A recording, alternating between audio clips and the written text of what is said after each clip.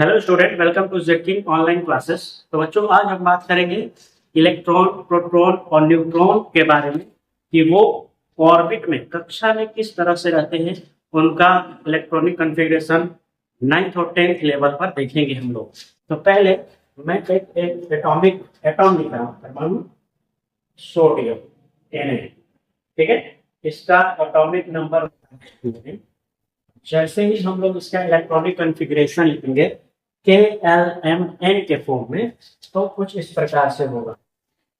देखिए, KLM और N। ठीक है, जिस प्रकार एक बड़े फैमिली में कुछ सदस्य होते हैं, उनका एक पर्सनल अपना अपना रूम होता है, उसी प्रकार से किसी भी एटॉम या परमाणु में इलेक्ट्रॉनों के रहने के लिए फिक्स स्थान होता है। उसी स्थान को KLM और N कहा जाता है। अब इसमें जैसे कोई बड़ा रूम है, तो बड़ा रूम में ज्यादा लोग रह सकते हैं, छोटा रूम है, छोटा में कम लोग रहेंगे, फिक्स होता है। उसी प्रकार से इसमें भी फिक्स है कि किस कक्षा में कितने इलेक्ट्रॉन रहेंगे। अच्छा, एक और बात, किसी भी एटम का जो एटॉमिक नंबर होता है, जो क्या है, एटॉमिक नंबर, तो हम लोग उसे atomic number is equal to होता है, atomic number is equal to होता है नंबर ऑफ इलेक्ट्रॉन, कह सकते हैं number of electron.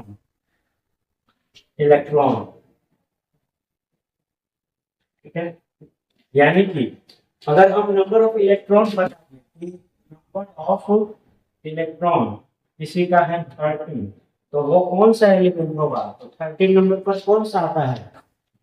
11 sodium, 12 magnesium, 13 पे आता है एल्यूमिनियम। ठीक है, यानी कि आपके एटॉमिक नंबर इलेक्ट्रॉन से भी डिसाइड हो जाते हैं, जितने उसमें इलेक्ट्रॉन उतने उसका एटॉमिक नंबर। जब तक कि वो किसी रिएक्शन में भाग नहीं लिया हो, जब तक कि वो कोई अपना इलेक्ट्रॉन या तो किसी और से लिया ना हो या किसी और को दिया ना हो, तब तक आप उसको कह सकते हैं कि number of electron equal to होगा नंबर ऑफ एटॉमिक नंबर। ठीक है, अच्छा, अब हम यहाँ पे देखेंगे कि KL और MN में कितने कितने इलेक्ट्रॉन रहते हैं और उन लोग का संरचना भी देखेंगे आज। तो चलिए देख लेते हैं, इसको अरेंज कर देते हैं। आप लिखिए, हो जाएगा। देखिए, जैसे K वाले में मैक्सिमम नंबर ऑफ इलेक्ट्रॉन 2 रह सकते हैं। ठीक है, L वाले में मैक्सिमम नंबर ऑफ इलेक्ट्रॉन 8 रह सकते हैं, M वाले में मैक्सिमम नंबर ऑफ इलेक्ट्रॉन 18 और N वाले में मैक्सिमम नंबर ऑफ इलेक्ट्रॉन 32। ठीक है, ये कैसे निकलता है ये भी हम फॉर्मूला से बताएंगे और डिटेल में जाएंगे। KMN के बाद आगे लेवल में जब जाइएगा तो SPDF होता है, उसके बाद इलेक्ट्रॉन का स्पिन कैसा रहेगा, ये सारी चीजें आपको 11 और 12 और नीट लेवल तक ले जाएंगे। लेकिन अभी हम लोग बेसिक इंट्रोडक्शन पढ़ रहे हैं कि कैसे होते हैं। के आप ध्यान से देखेंगे, सपोज दैट किसी भी एटम का जब आप संरचना बनाइएगा, उसके बीच में होता है पॉजिटिव चार्ज। ठीक है, और किसी को न्यूक्लियस या नाभिक बोलते हैं, नाभिक। थोड़ा सा डिस्कशन इसके बारे में कर लेते हैं। नाभिक में क्या होता है? तो नाभिक में होता है आपका proton plus neutron, proton plus neutron होता है किसी भी परमाणु के नाभिक में। ठीक है, प्रोटॉन और न्यूट्रॉन। प्रोटॉन पे होता है पॉजिटिव चार्ज, ये होता है न्यूट्रल।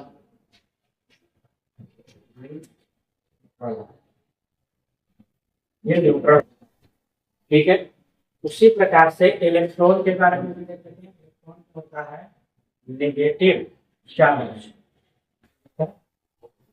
ये बहुत इंपॉर्टेंट चीज है कि इसमें नेगेटिव चार्ज होता है, इसमें पॉजिटिव।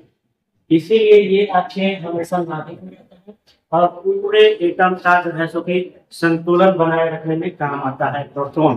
और साथ साथ न्यूट्रॉन का काम होता है परमाणु को वेट देना, वजन देना। ठीक है, अच्छा अब आप समझ चुके हैं इलेक्ट्रॉन नेगेटिव होते हैं और इसके नेगेटिव चार्ज होते हैं। नाभिक यानी कि सेंटर यानी न्यूक्लियस में प्रोटॉन होता है और न्यूट्रॉन होता है।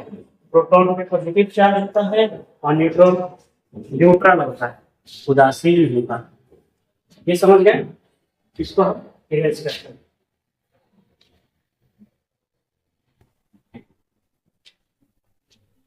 देखिए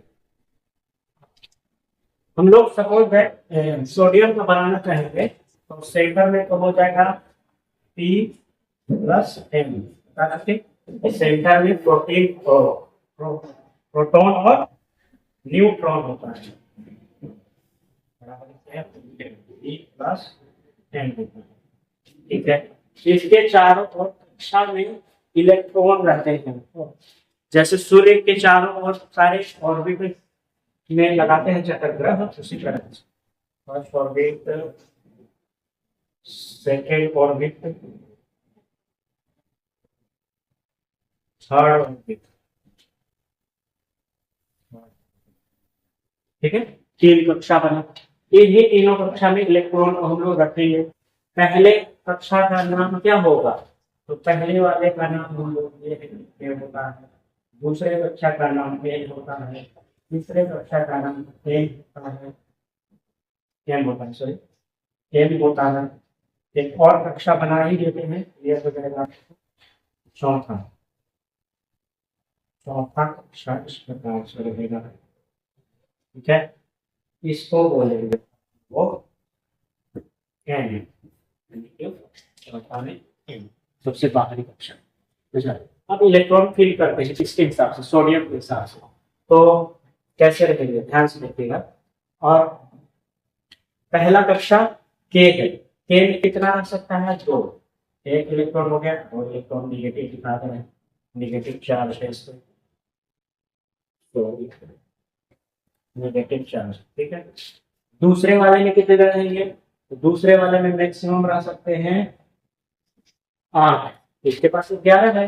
तो इसका अगर कॉन्फ़िगरेशन लिखा जाए उस टर्म में, पहला में 2, दूसरा में 1, एक होगा, पहला में 2 बना देंगे, दूसरा में 1 2 3 6 सब पे नेगेटिव चार्ज। 8 2 10 हो गए। लास्ट वाले में कितना रहेगा, तो आखिरी में रहेगा आपका 1 इलेक्ट्रॉन। अब यहाँ पे आप ये समझिए कि किस प्रकार से कोई भी एटम अपने अस्तित्व को बनाए रखता है, क्योंकि कहा जाता है कि इलेक्ट्रॉन चारों ओर चक्कर लगाते हैं। तो ये यहाँ पर नाभिक पॉजिटिव और इनके बीच इलेक्ट्रोमैग्नेटिक फोर्स लगता है, जिसके कारण ये चारों तरफ घूमते रहते हैं और अपनी एनर्जी को बनाए रखते हैं। ठीक है, इस प्रकार से हम लोग फिगर बनाना सीख गए। और इस कक्षा में कितने इलेक्ट्रॉन रहते हैं वो देखिए, ये कक्षा 9th के लेवल का है और 10th के लेवल का। अच्छा, अब हम लोग देखेंगे थोड़ा सा ये इसके बारे में, कुछ होमवर्क देते हैं आपको, जो आप करके एक क्वेश्चन बताएंगे। मैग्नीशियम 12 इलेक्ट्रॉनिक कॉन्फ़िगरेशन करेगा, कैल्शियम 20 का कॉन्फ़िगरेशन लिखेगा बनाकर, और एक हो जा रहा है फास्फोरस।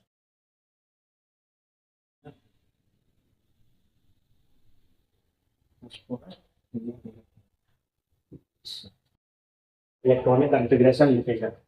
आई होप आपको वीडियो समझ में आया होगा।